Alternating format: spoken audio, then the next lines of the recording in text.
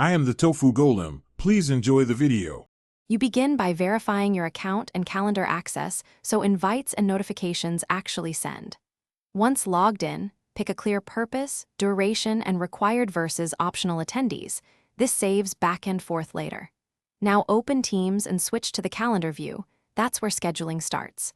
You'll immediately see available time slots and the new meeting button. Click it to create an event.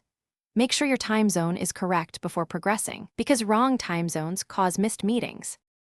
You now fill out the meeting form with a specific title, date, and precise start and end time so attendees know expectations.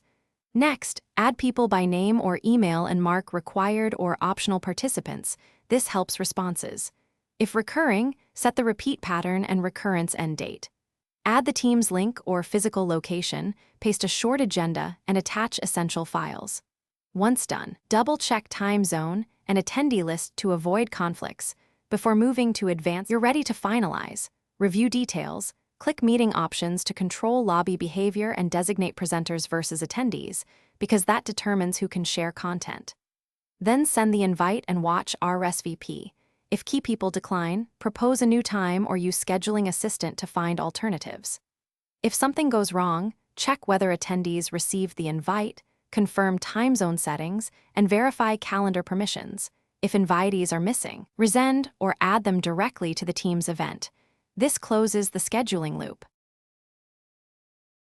Thanks for watching. Consider subscribing if we helped you today.